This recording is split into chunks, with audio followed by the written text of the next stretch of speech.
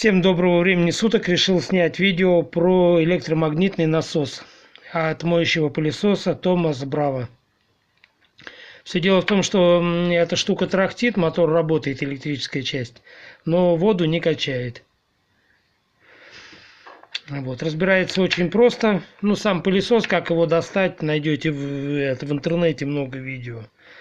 Тут дело в том, что вот в этой части стоит пружинка с резиновым клапаном. И вот в этой части стоит резинка. Это пружинка с резиновым клапаном. Я думаю, что все дело именно в них. Вот я их растянул. Сейчас покажу.